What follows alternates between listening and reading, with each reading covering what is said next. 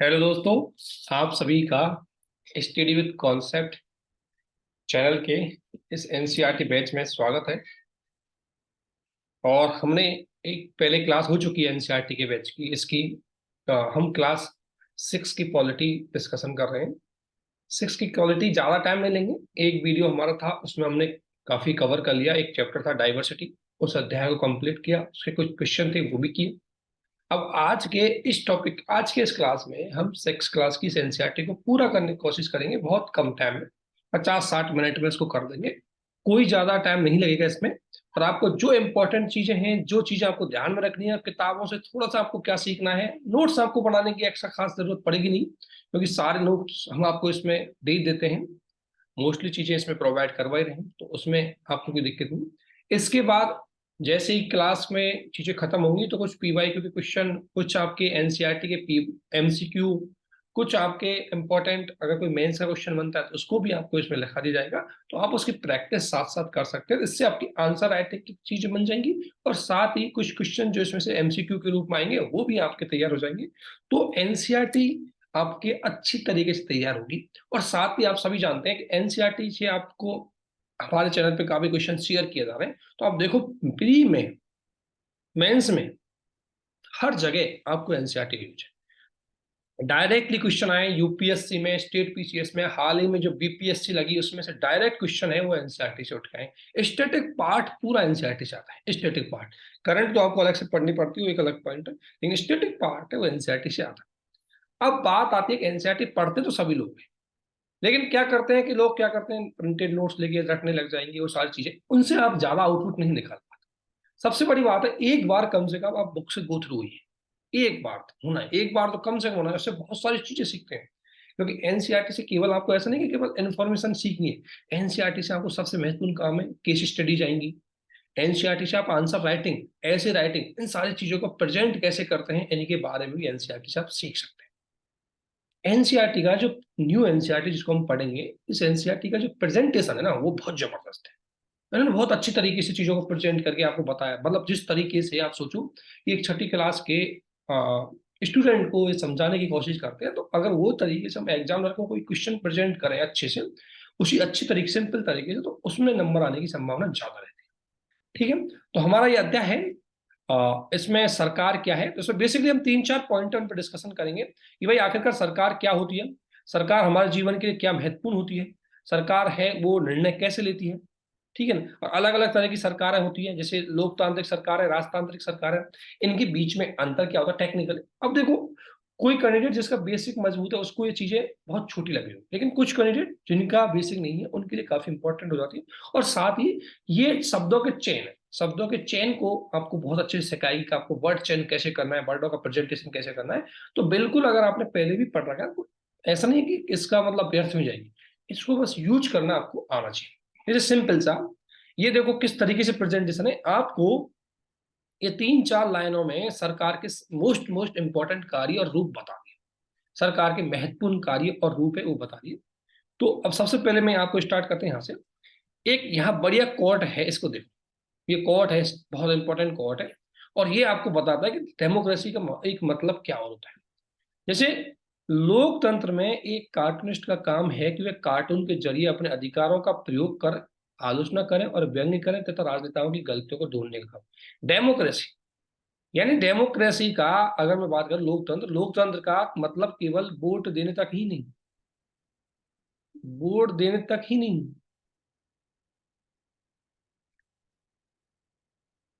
बल्कि इसमें आप अपने नेता या चुने हुए प्रतिनिधि के प्रति क्या कर सकते हो, असहमति जता सकते हो। क्या कर सकते हो, असहमति का अधिकार भी है।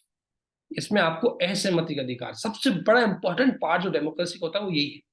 डेमोक्रेसी का केवल ये नहीं कि चुनावों के माध्यम से, चुनाव एक बहुत छोटा पार्ट होता है डेमोक्रेसी में। और ध्यान रखना, जरूर नहीं कि डेमोक्रेसी, अगर कहीं पर डायरेक्ट डेमोक्रेसी है तो चुनाव होते ही नहीं। तो चुनावों को लेकर जो हम लोग बोलते हैं कि भाई वोट देते ही हमारा डेमोक्रेसी, ये छोटा सा पार्ट है।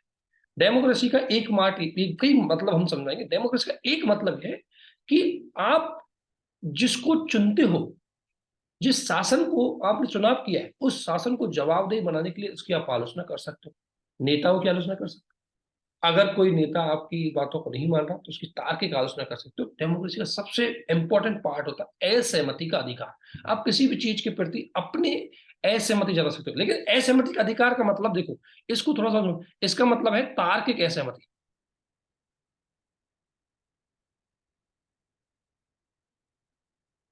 तार्किक असहमति, असहमति का अधिकार मतलब तार्किक असहमति, और तार्किक असहमति का अधिकार है वो आपको दिए गए, आप दे सकते हो। और ये आप अगर भारतीय संविधान के संदर्भ देखें तो आर्टिकल 19, आर्टिकल की बात करूं मैं तो आर्टिकल जो 19 है उसमें ये बात बोली गई है ना। इसको मैं आर्टिकल लिख देता हूं, आर्टिकल 19।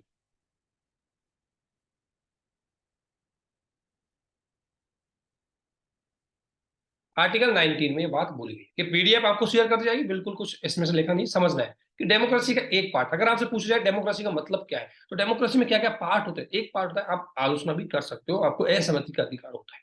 तो वही बात यहाँ पर डेमोक्रेसी के बारे में बोली गई। तो democracy is the one part of the government. Democracy government का एक तरीका होता है। अब गवर्नमेंट कई तरह की हो सकती है, डेमोक्रेसी भी हो सकती है, इसके अलावा राजतंत्रीय हो सकती है, ठीक है ना, इसके कुलीन तंत्र हो सकती है। तो अलग अलग तंत्र होते हैं, उसको समझेंगे उसका मतलब कैसे निकलता है और कैसे बनते हैं, ठीक है। सेकंड, इसने आगे देखो, इसमें एक सिंपल सा ये दिखाया गया है कि किस तरीके से सरकार, एक तो दिखाया गया कि सरकार से कामगारों के अधिकारों की रक्षा, प्याज की दर बढ़ गई तो सरकार के दाम घट गए, ये बाढ़ पीड़ितों के लिए सरकार की राहत समझ। अब ये चीजें बता रही है कि सरकार की रोल क्या है, गवर्नमेंट की क्या रोल है। तो इससे एक बात निकल के आ रही है, जैसे कि अगर हम पूरे इसको पढ़े, देखो सिंपल सा इसमें यही बात है। एनसीईआरटी की एक खास बात ये होती है कि देखो, जिस तरीके से अगर आपसे बोला जाए, अगर मैं आपसे बोलूं कि आप सरकार पे एक निबंध लिखिए, एक छोटा सा टॉपिक, मैं मानता हूं यूपीएससी ऐसा टॉपिक नहीं पूछेगा, लेकिन आपकी आंसर राइटिंग को डेवलप करने के लिए और ऐसे को डेवलप करने के लिए अगर मैं बोलूं आपसे कि एक सरकार पे, गवर्नमेंट पे एक निबंध लिखिए, तो गवर्नमेंट पे निबंध लिखने का जो सबसे स्टार्टिंग तरीका है ना, उन्होंने बहुत जबरदस्त किया। किस तरीके से स्टार्टिंग की देखो, मतलब आपको ये पूरा एक बार मेरे थ्रू पढ़ना है, एक बार ध्यान रखने से समझना है, ये लिखने वाली चीज नहीं है। ये जो कहानी जो है ना, एनसीईआरटी की जो कहानी है वो लिखा नहीं जाता, उनको अंडरस्टैंडिंग किया जाता है, उनसे आपको कितना फायदा होता है। और जब आप किसी चीज को कहानी के साथ कनेक्ट करके पढ़ोगे तो उसको भूलोगे नहीं। अगर किसी चीज को आप डायरेक्टली पढ़ोगे तो उसको भूलने की संभावना बहुत ज्यादा रहती है। तो यहाँ कहानी की तरह सबसे बड़ा फायदा एनसीईआरटी का है कि कोई टॉपिक को बहुत कहानी की तरह समझाया जाता है। अगर आपसे पूछे सरकार क्या होती है तो आप एक दो बार उसको घबरा जाओगे, सरकार कार्य क्या होते हैं आप रटोगे, विधायिका, कार्यपालिका। यहाँ देख कितना गजब तरीके से कहानी बताई गई कि ये कि सिंपल सरकार, देखो सड़क और स्कूल कहाँ बनाए जाए, बहुत ज्यादा महंगा हो जाने पर चीजें का दाम कैसे घटाया जाए, बिजली की आपूर्ति को कैसे बढ़ाया जाए, ये क्या है, ये सब सरकार करती है। ये कौन करता है इस चीज को, सरकार। ये कौन करता है, सरकार। यही बात इसमें बोली गई है। तो इसने बोला है कि सरकार, तो सबसे पहले सरकार, हम इस टॉपिक में पूरी तीन चार चीज देखेंगे। सरकार क्या है, सरकार के कार्य क्या है, निर्णय कैसे लेती है, और सरकार के अलग अलग रूप क्या है। ये पीडीएफ आपको शेयर कर दी जाएगी, डोंट वरी, बहुत अच्छी सी चीजें इसमें रखी जाएगी, है ना। तो सरकार क्या है, कुछ चीजें इसमें नहीं लिखी गई, उनको हम कुछ बोल के बता देंगे। और ध्यान रखना, सबसे इंपॉर्टेंट पार्ट क्लास में, नोट्स तो आपको मिल जाएंगे, ये वन पार्ट सबसे इंपॉर्टेंट पार्ट है। ये क्लास नोट्स है तो आपको दे दी जाएगी। सबसे इंपॉर्टेंट पार्ट आपको चीजें सुननी है, सुनना मेजर इंपॉर्टेंट पार्ट है, क्योंकि ये कहानी वानी वगैरह है ना, ये सारी चीजें आपको दोबारा पढ़नी नहीं है एनसीईआरटी में, एक बार पढ़ी खत्म करना है। ये हमारा एनसीईआरटी पढ़ाने मुद्दे मुख्य उद्देश्य है कि आपका टाइम कंजप्शन बचे। आप एक घंटे में, जैसे बता, साइंस की एनसीईआरटी मैडम के द्वारा खत्म करवा दी, आप देखिए उसकी वीडियो, एक घंटे में साइंस की एनसीईआरटी खत्म, एक घंटे में आपकी 6 क्लास की एनसीईआरटी। जो इंपॉर्टेंट पार्ट रहेगा उतना ही हम इसमें से निकालने की कोशिश करेंगे। इसलिए हमारा टारगेट है 100 डेज में, मैक्सिमम 100 डेज में हम इसको कंप्लीट करवा देंगे, जो इंपॉर्टेंट एनसीईआरटी है, मैक्सिमम 100। और उनको एक बार पढ़ के देखिए, इनका अलग ही आनंद आएगा, अलग ही आपको फायदा करेगा प्री और मेंस में। बस पढ़ने का तरीका आपका हो जाए तो बेसिक अंडरस्टैंडिंग आपकी होगी कि भाई सरकार क्या है कैसे, तो इससे हमने समझे। अब ये बता रहा है कि सरकार, सरकार का सबसे महत्वपूर्ण काम बताया इसने कि सरकार का सबसे महत्वपूर्ण काम है सामाजिक कार्य, यानी कि सामाजिक सोशल डेवलपमेंट। अब सोशल डेवलपमेंट सरकार क्या करेगी, सरकार करेगी तो भोजन की पहुंच, ये कह रहा है कि भाई देखो गरीबों के लिए भोजन की पहुंच सुनिश्चित करती है। तो ये बात ऐसा नहीं कि एनसीईआरटी नहीं, ये सही बात है। कैसे, अब आप उसमें एग्जांपल लिख सकते हो, मिड डे मील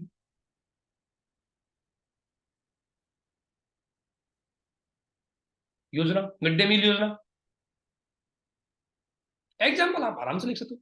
अजू, ये एजुकेशन, तो RTE, मैं इसमें एजुकेशन वही तो लिख रहा हूँ, मैं कुछ अलग चीज नहीं लिख रहा हूँ, जस्ट एग्जाम्पल। स्वास्थ्य के लिए लिख दो, अगर स्वास्थ्य के क्षेत्र में मैं करूँ तो क्या लिख सकता हूँ मैं, आयुष्मान भारत योजना। तो सरकार का सबसे महत्वपूर्ण कार्य जो सरकार करती है, उसमें सरकार का महत्वपूर्ण कार्य होता है सामाजिक डेवलपमेंट, सोशल डेवलपमेंट एक काम होता है। ये कह रहा है कि सरकार है वो हमारे लिए कई काम करती है। तो सरकारी कार्य बता रहे हैं कि role of the government in our life, कि एक व्यक्ति के जीवन में सरकार का क्या काम होता है। और ध्यान रखना, सरकार का जो रूप होता है जन कल्याणकारी, welfare state, welfare state in कामों को करेगा। वेलफेयर स्टेट वह स्टेट, आपको सभी जानते हैं, वेलफेयर स्टेट भारतीय संविधान में कहां पर है? आर्टिकल 38 में। आर्टिकल 38 में, अगर मैं बोलूं इसको आर्टिकल 38 से अच्छा डीपीएसपी में, डीपीएसपी के अंतर्गत वेलफेयर स्टेट की बात हो रही है, जो है डीपीएसपी में। डीपीएसपी के अंतर्गत आपके वेलफेयर स्टेट की बात बोली गई। तो ये जो काम आपको बताए गए हैं इस तरीके के, है ना, ये जो काम आपको बताए गए हैं इस तरीके के, ये जैसे ये सिंपल सा काम देखो आप यहाँ से, ये जो बता रहा है कि सरकार का पहला काम है, तो सरकार का एक काम है कि भाई गरीबों को बिजली सब्सिडी देना। अब सब्सिडी गरीबों के लिए, तो सरकार यहाँ देखो ये सब्सिडी देती है, आपको पता है गरीबी, तो सरकार का महत्वपूर्ण काम है गरीबी निवारण। तो सरकार का जो रूप है जन कल्याण, पहला रूप है सरकार का जन कल्याणकारी रूप। और जन कल्याणकारी रूप का मतलब है सरकार जो सामाजिक न्याय की स्थापना पर फोकस करती है, उसे बोलते हैं जन कल्याणकारी रूप। और सरकार का जन कल्याणकारी रूप नॉर्मली मुख्य रूप से समाजवादी विचारधारा,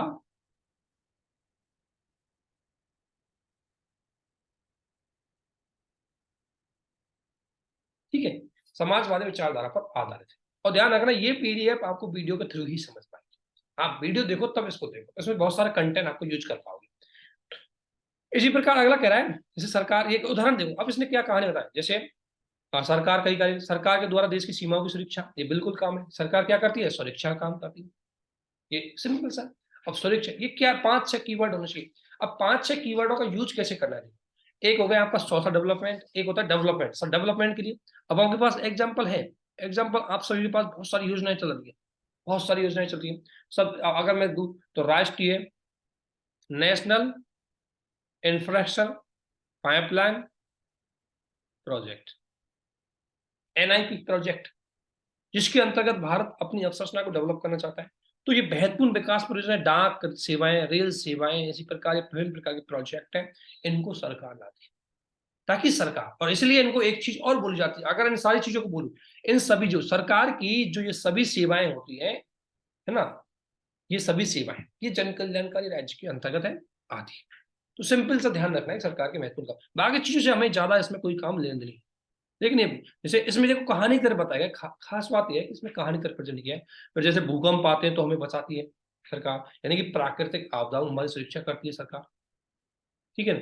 इसके अलावा सरकार का सबसे महत्वपूर्ण काम है देश की सीमाओं के संसाधनों का नियंत्रण, यानी कि संसाधन है, जैसे हमारे जितने भी प्राकृतिक संसाधन है, देश की जितनी भी सेवाएं, उनको सबसे महत्वपूर्ण है, उनको सुरक्षा प्रदान करती है। और ये करती है कोयला का सब्सिडी, कोयला की नीलामी कौन करती है? गवर्नमेंट करती है। कोयला पे कंट्रोल किसका होता है? गवर्नमेंट का होता है, ठीक है। और सबसे महत्वपूर्ण जो सरकार का काम है वो है नियम निर्माण। अब देखो आपको अलग अलग लेवल पर देखना है। विवाद निपटान के रूप में काम कौन सी सरकार करती है? विवाद निपटान का भी काम करती है। जैसे मान लो लोगों के बीच में संघर्ष होंगे, विवाद होंगे, तो विवाद निपटान का काम कौन करते हैं? आपकी सरकार करती है। और विवाद निपटान में कौन आता है? आपका न्यायपालिका, ठीक है ना। नियम निर्माण में क्या आती है? आपकी संसद, ठीक है। और ये विकासात्मक कार्य में आ गई कार्यपालिका, अर्थात इस संसद सरकार के तीनों रूप है, जो कार्यपालिका है, विधायिका है और न्यायपालिका है, यही कार्य करेंगे और यही सरकार के कार्य होंगे। सिंपल सा, ज्यादा इसमें कुछ इतना कॉम्प्लिकेटेड है नहीं समझने का, क्वेश्चन आपको बनाएंगे तो काम है, ठीक है। अगला आगे देखो, ये देखो कैसे चित्र के माध्यम से, ये इंडियन रेलवे हो गई, ये सुप्रीम कोर्ट होगा, that is the example of government. ये गवर्नमेंट के एग्जाम्पल है, क्योंकि गवर्नमेंट के पार्ट है, और सभी का काम होता है मुख्य रूप से जनता का विकास करना, जनता का कल्याण करना, जनता के जीवन की सुरक्षा करना। अब सुरक्षा का मतलब अधिकारों की सुरक्षा हो सकती है, जो न्यायपालिका करती है, ठीक है। तो एक हमने चीज यहां समझी, सरकार के कार्य। तो बेसिकली सबसे पहला इंपॉर्टेंट पार्ट आपको समझना है सरकार के क्या क्या कार्य है। तो बेसिक कार्य सरकार के हैं, और इन्हीं के आधार पर जब भी आपसे क्वेश्चन पूछे जाए कि एक जन कल्याणकारी राज्य के क्या कार्य होते हैं, उसके बारे में अगर लिखें तो यहाँ, तो अगर मैं आपको एक सिंपल सा एक क्वेश्चन यहाँ बनाऊं, बेंस के पॉइंट ऑफ व्यू से एक सिंपल सा केस बनाए कहीं पर भी अगर क्वेश्चन आए तो देखो सिंपल क्वेश्चन, क्वेश्चन लिखिए,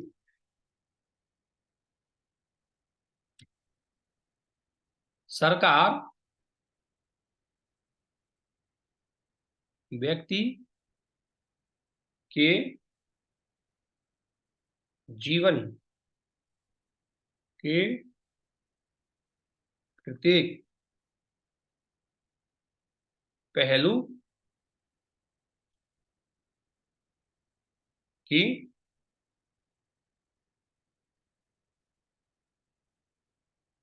आवश्यकताओं को पूरी करती है। टिप्पणी कीजिए 150 शब्दों में, 150 शब्दों में, ये काम आपको 150 शब्दों में करना है। तो हमारा एक क्वेश्चन आपको दिया गया, सिंपल से, क्वेश्चन कॉम्प्लिकेटेड बट आदत डालिए लिखने की, लिखने की एक बार हैबिट डालिए, बहुत फायदा हुआ, मैं आपको गारंटी दे रहा हूँ। आज ये सेकंड क्लास है मान लो हमारे क्वालिटी की, और मैं आपको 10वीं क्लास तक इसका फायदा बता दूंगा कि कितना फायदा है। बस आपके कंडीशन नंबर 1 कि आप इसको फॉलो करें, अदरवाइज फॉलो नहीं किया तो कोई फायदा नहीं है, फायदा कुछ नहीं। तो ये सरकार, इसके बाद ये कहता है कि सरकार के रूप है, क्या गजब तरीके से बताया, किसी को पता नहीं, ये राष्ट्रीय स्तर का रूप हो गया दिल्ली, ये राज्य स्तर का रूप हो गया, ठीक है ना, और एक स्थानीय स्तर का, ये जिला स्तर की, यानी कि लोकल गवर्नमेंट के स्तर। तो ये पूरी कहानी इसमें से यही बताई गई भाई, ये सरकार के डिफरेंट डिफरेंट टाइप के रूप है। और सबसे बड़ी बात है, रूप तो ठीक है, अब सरकार के स्तर, सरकार के स्तर होने का मतलब है विकेंद्रीकरण। क्या है विकेंद्रीकरण? सबसे इंपॉर्टेंट पार्ट है विकेंद्रीकरण। सरकार का स्तर होने का मतलब सबसे महत्वपूर्ण कारण विकेंद्रीकरण, कि डिसेंट्रलाइज। अगर सरकार के लेवल है तो पावर क्या है? डिसेंट्रलाइज। और भारतीय संविधान बिल्कुल डिसेंट्रलाइज है। भाई सरकार के दो स्तरों की अगर मैं बात करूं, ये दो स्तर तो हमारे भारत शासन अधिनियम में भी थे।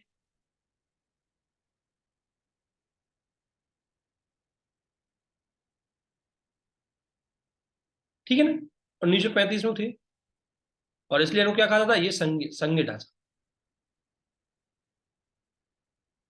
और ये किस में आता है? हमारी 7वीं अनुसूची में भी है।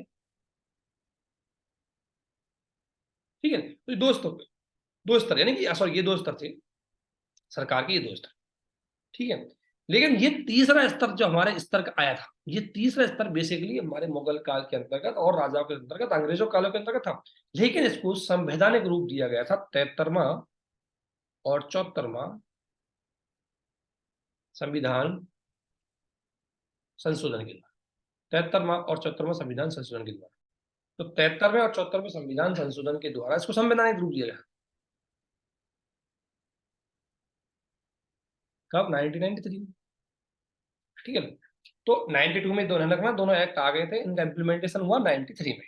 ठीक है, तो लोकल एक स्तर आया हमारे यहाँ, वो ग्रामीण स्तर गया। और ग्रामीण स्तर शासन का सबसे अहम हिस्सा था, क्योंकि ये एक तो जो ये स्तर था, ये हमारे, एक तो इसको हम बहुत डिटेल से पढ़ेंगे, ये एक तो हमारे नीति निर्देशक तत्वों के अंतर्गत था,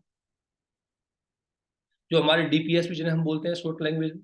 तो ये डीपीएसपी आप सभी जानते हैं, डीपीएसपी आर्टिकल 40 अनुच्छेद 40 में, डीपीएसपी अनुच्छेद 40 में इसकी बात की गई थी।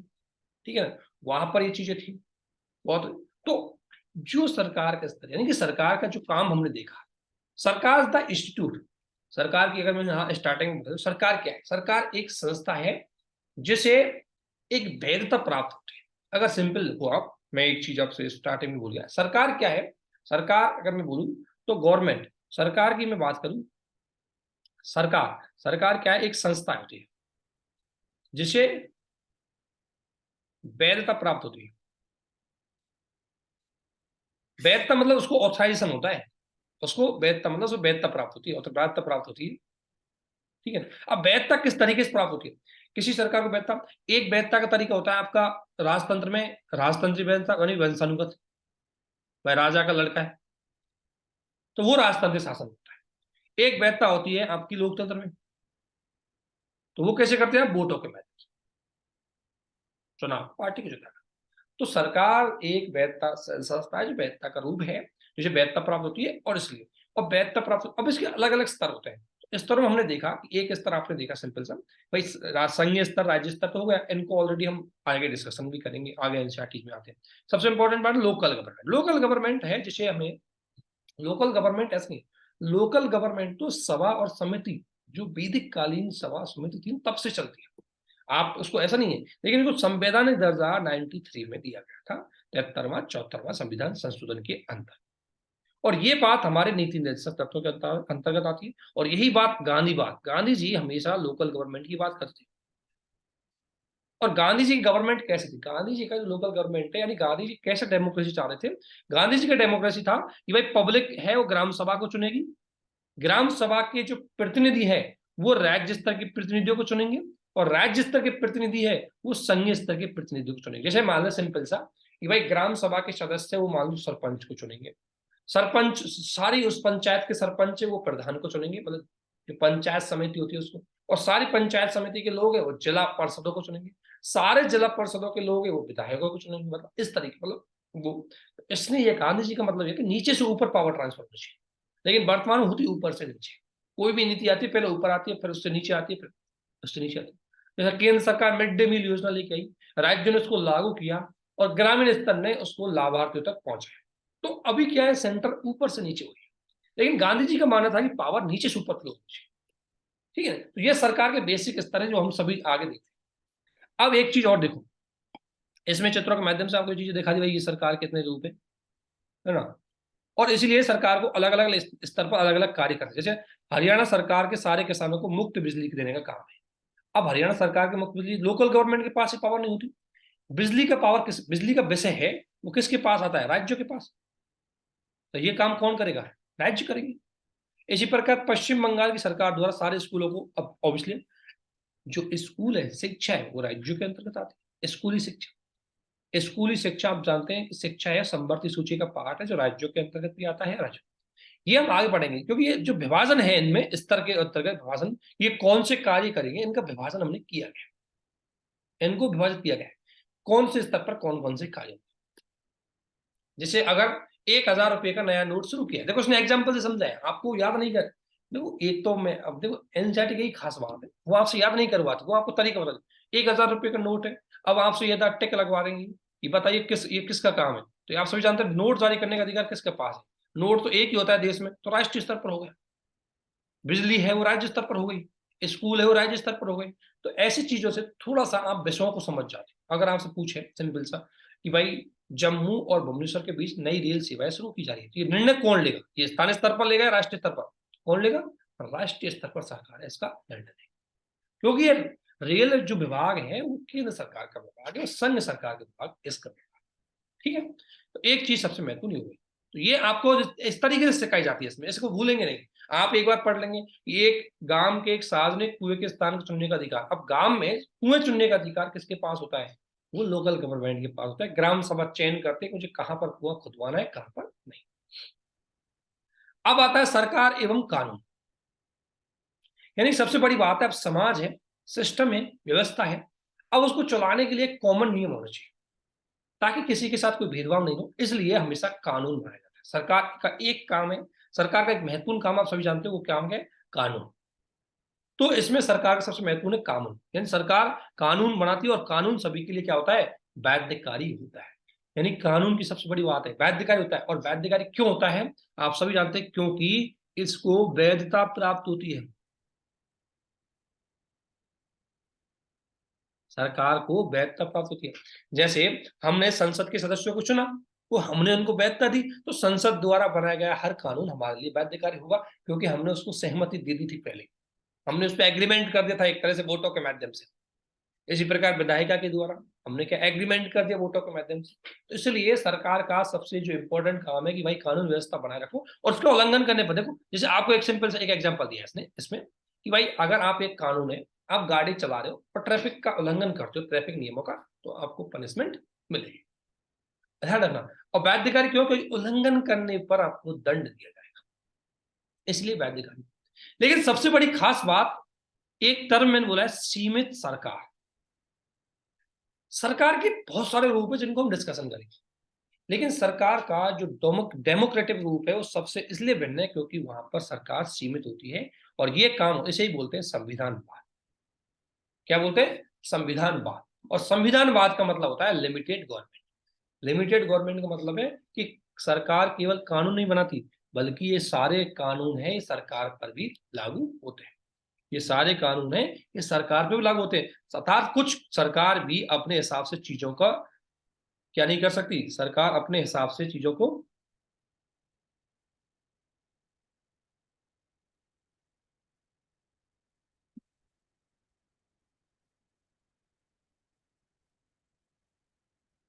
सरकार है वो अपने हिसाब से, मतलब सरकार के को भी बाधाएं होती है जो सीमित सरकार, यानी सीमित सरकार है सरकार के ऊपर भी, यानी सरकार के ऊपर है कि सरकार ऐसा कोई काम नहीं कर सकती जो संविधान को उल्लंघन हो, जैसे हमारे यहाँ, तो उसे बोलते हैं सीमित सरकार। तो सीमित सरकार में हमेशा, सीमित सरकार होती है उसमें हमेशा संविधान सर्वोच्च होता है।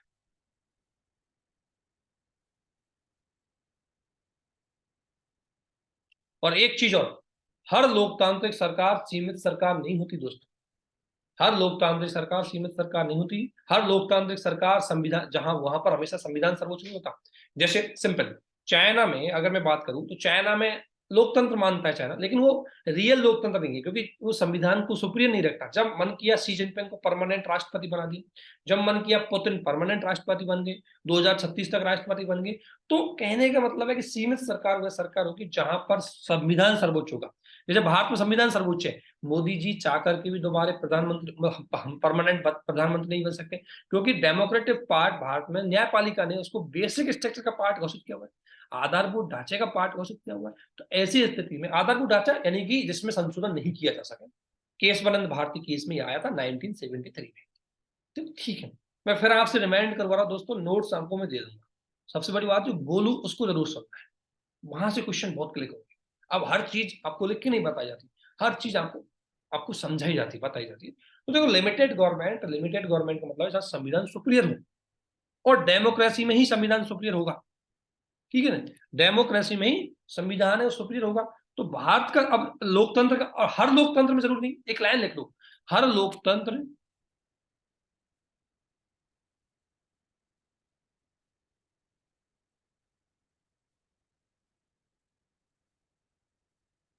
हर डेमोक्रेसी है,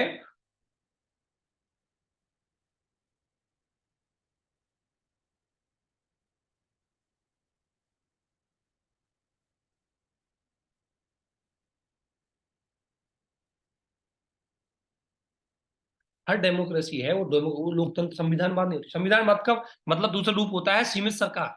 और ध्यान रखना, क्या चाइना की सरकार सीमित है? चाइना तो सी जिनपिंग के पास फुल पावर है, वो कुछ भी कर सकता है, संशोधन कर सकता है, बदल सकता है। लेकिन भारत में सरकार सीमित है, संसद ऐसा कोई संशोधन नहीं कर सकती। अगर ऐसा संसद के द्वारा कोई संशोधन किया गया तो न्यायपालिका उसको रोक देती है। एग्जाम्पल आप देख लो, 99वां संविधान संशोधन, बहुत सारी चीजें मैं बोलूंगा इसमें, वो आपको देखनी है। सिंपल एक एग्जाम्पल अगर लें, एग्जाम्पल में 99 सीए का मतलब कॉन्स्टिट्यूशनल अमेंडमेंट, ध्यान रखना, सीए का मतलब कॉन्स्टिट्यूशनल अमेंडमेंट को न्यायपालिका द्वारा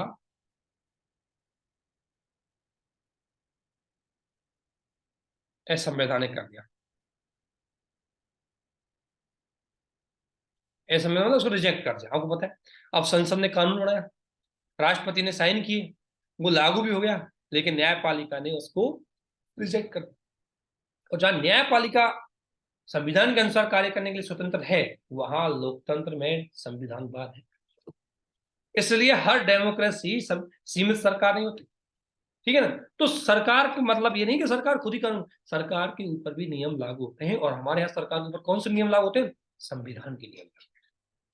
ठीक है, तो यही बात इसमें करिए कि सरकार, ये सिंपल इसमें बात बोली गई है कि सरकार जो कार्रवाई कर सकती है, अगर कर सकती है, उसके अलावा लोगों को लगे कि किसी कानून को ढंग से पालन नहीं हो रहा, तो वो भी कुछ कदम उठा सकते हैं। अगर कोई कदम, अगर लोगों को लगता है कि सरकार के द्वारा कानून बनाया गया, कोई कानून पालन नहीं हो रहा, तो कोई व्यक्ति को लगता है, तो वो व्यक्ति न्यायपालिका में जा सकता है, और न्यायपालिका में ही जाकर के क्या कर सकता है? वो संविधानवाद की स्थापना करवाता है।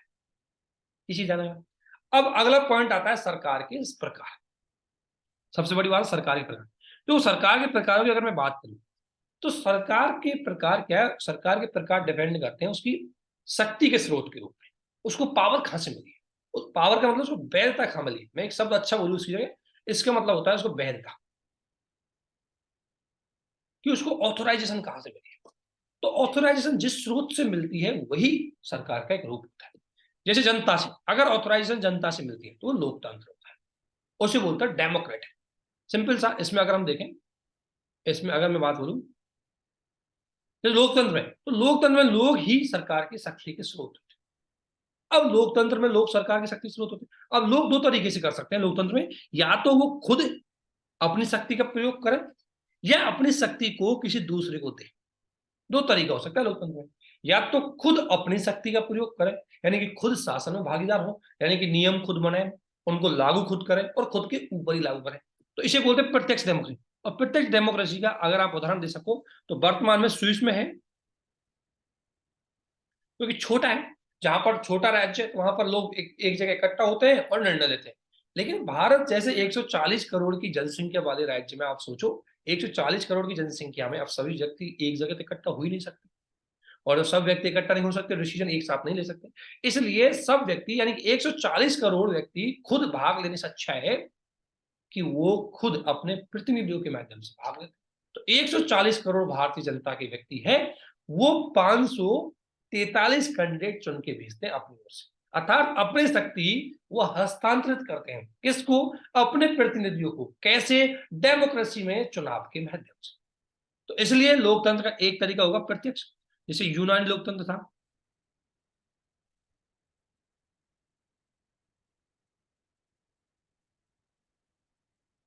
यूनानी लोकतंत्र, स्विस लोकतंत्र, और अगर इसका एग्जाम्पल और देखना है तो भारत में सभा समिति, ऋग्वेद में, वहां पर प्रत्येक शासन। अगर इस प्रत्येक शासन का एक रूप और देखा जाए तो वो बताता हूं मैं, ग्राम सभा। ये क्या है, ये प्रत्येक शासन के रूप है। ग्राम सभा में हम आगे डिस्कशन करेंगे। ग्राम सभा गांव की निचले स्तर की सभा होती है, जिसमें गांव के सभी व्यक्ति जो मैच्योर है, और मैच्योर हमने लगा 18 साल की एज का, यानी 18 साल की उम्र पूरी करने वाला कोई व्यक्ति जिसका उस क्षेत्र की मतदाता सूची में नाम है, वह व्यक्ति ग्राम सभा का भाग होता है। और ग्राम सभा लोकल लेवल पर एक तरह से विधायिका की तरह होती है, नियम बनाती है, नीतियां बनाती है, और उनको फिर सरपंचों और प्रधानों के माध्यम से लागू करवाती है। वो आगे हम डिस्कशन करेंगे। तो सरकार के प्रकार, यानी सरकार का प्रकार उसकी शक्ति के स्रोत पर डिपेंड करता है। ये शक्ति के स्रोत बताए, शक्ति का स्रोत यदि जनता है तो वो डेमोक्रेसी है, और यदि वंशानुगत है तो वो राजतंत्र है। जैसे इसमें देखा गया कि ये सबसे बड़ी बात है कि राजतंत्र डेमोक्रेसी में सबसे बड़ा डिफरेंस होता है कि राजतंत्र में ये होता है कि वंशानुगत होती है, और फिर उसमें निर्णय है वो जनता के नहीं बल्कि एक राजा के होते हैं। जबकि लोकतंत्र में निर्णय जनता के आधार पर लिए जाते हैं। अगर निर्णय जनता के आधार पर नहीं लिए जाते तो अगली बार जनता अपने उन प्रतिनिधियों को भेजती नहीं है, उनकी जगह दूसरे व्यक्ति में भी चेंज कर देती है। यही पावर है, ठीक है। तो ये सबसे बड़ी बात है, यही बात इसमें बताई गई है। तो सिंपल सा कि किस तरीके से इसमें चीजें बताई गई है, प्रश्न नहीं उठता है कि इस बात पर निर्भर करता है कि उस देश की सरकार कैसी है। अब सरकार कैसी है, सरकार है लोकतंत्र, यानी कि लोकतंत्र मतलब जनता के द्वारा चुनी गई सरकार। अगर मान लो कोई लोकतांत्रिक सरकार है तो जनता के द्वारा चुनी गई हो, जिसमें जो नेता है वो जनता की पसंद का होता है, ठीक है। और वहीं अगर मैं बात करूं आपसे राजतंत्र की, तो राजतंत्र में जनता नहीं चुनती, वो वंशानुगत होता है। ये कह रहा है, एक सिंपल सा क्वेश्चन उसने दिया है, देखो इस पे इमेजिनेशन करो। लोकतंत्र में लोगों की भागीदारी उन निर्णयों को लेने में महत्वपूर्ण है जो उनके प्रभावित करते हैं। क्या आप इससे समय बताएं, जवाब में दो कारण बताए। बिल्कुल भाई, सबसे बड़ी बात है, इस क्वेश्चन को आप शायद लिख सकते हो, सबसे बड़ी बात है लोकतंत्र में लोगों की भागीदारी। अब देखो लोगों की भागीदारी, अब सबसे बड़ी बात, लोग आजकल क्या कर रहे हैं, वोटिंग कर रहे हैं, वोटिंग। और वोटिंग में भी लोग 100% जो वोटिंग करने वाले लोग हैं उनमें से 60 व्यक्ति लोग कर वोट कर रहे हैं, तो 40 तो लोकतंत्र में भाग ही नहीं ले रहे। इन 40-60 में से जो 30% वोटिंग पाने वाला व्यक्ति है वो जीत जाता है, 18% व्यक्ति वाला सत्ता प्राप्त कर लेता है। तो कहां जनता का शासन हुआ, जनता के 82% लोग तो बाहर हो गए। तो कहने का मतलब है लोकतंत्र में केवल वोट के माध्यम से ही आप भागीदारी कर सकते हो जरूरी नहीं, आप विभिन्न तरीके से भागीदारी कर सकते हो। आप सरकार की आलोचना करके, आप सरकार की नीतियों को मतलब अगर कोई कमी है तो उसको देखा करके, विभिन्न तरीके से आप क्या कर सकते हो, लोकतंत्र में क्या कर सकते हो, भागीदारी कर सकते हो। ये कह रहे हैं। तो नीचे दिए गए अपनों पर इन कौन से, राजतंत्र में देश के नागरिकों को अपनी पसंद का नेता चुनने का अधिकार है, गलत, ये डेमोक्रेसी में होता है। एनसीईआरटी की सबसे खास बात है प्रैक्टिकल करवा देती है हर चीज को। आपने डेमोक्रेसी पढ़ा, अब देखो कि क्या सच में पढ़ लिया, तो आप चेक करो कि नहीं, गलत है, राजतंत्र गलत है। लोकतंत्र में एक राजा के, गलत, ये डेमोक्रेसी में होता है। राजतंत्र में राजा या रानी द्वारा लिए गए निर्णयों पर लोग प्रश्न उठा सकते हैं, गलत।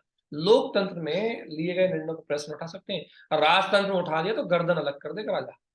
ये ध्यान रखना, ठीक है। तो सिंपल। अगला है लोकतांत्रिक सरकार। चूंकि भारत एक डेमोक्रेसी है तो भारत में लोकतांत्रिक सरकार है, और लोकतांत्रिक सरकार पाने के लिए हमने बहुत बड़ी लड़ाइयां लड़ी, क्योंकि लोकतंत्र का विकास, यानी कि पहले जो राजाओं का विकास था, राजाओं का शासन था, वो राजा अपनी सत्ता को नहीं छोड़ रहे थे, चाहे वो ब्रिटेन में हो चाहे यूरोप में हो। तो फिर एक बड़ी क्रांति के बाद सत्ता परिवर्तित, और ब्रिटेन में परिवर्तन हुआ था 1689 में, 88 में, गौरवपूर्ण क्रांति से। उसके बाद फ्रांसीसी क्रांति, अमेरिकी क्रांति, और इन क्रांतियों के बाद जो शासन आया वो लोकतंत्र शासन था, जिसमें जनता। तो सबसे बड़ी बात यह, अब लोकतंत्र सरकार क्या होती है? देखो लोकतंत्र क्या, लोकतंत्र का मूलभूत यह है कि लोग नियमों को बनाने में भागीदार बने। ध्यान रखना, लोकतंत्र का सबसे बड़ा काम है, लोकतंत्र में एक तरह के नेता का चुनाव जनता करती है, अर्थात ये क्या होता है, एक तरह से प्रतिनिधि लोकतंत्र।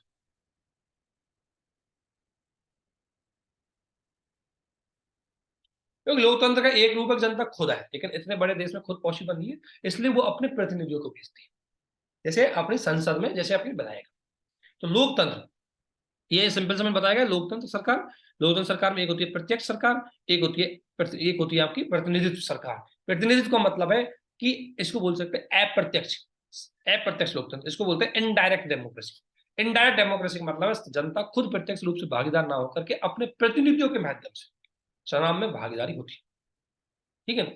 अब इसमें चुनाव के माध्यम से, इसलिए ध्यान रखना, प्रतिनिधि लोकतंत्र में सत्ता का जो सत्ता है उसका हस्तांतरण करने का माध्यम क्या है? आपका चुनाव है।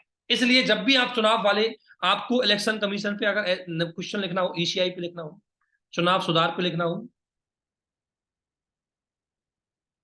है ना, ईसीआई चुनाव सुधार, तो सबसे पहला काम लिखता है, सबसे बढ़िया की टर्म आपको मैं बोल रहा हूं, सबसे बढ़िया की टर्म यूज करना है कि डेमोक्रेसी में, यानी डेमोक्रेसी प्रतिनिधित्व डेमोक्रेसी के अंतर्गत सत्ता हस्तांतरण करने का माध्यम चुनाव होता है, शक्ति हस्तांतरण करने का माध्यम चुनाव होता है।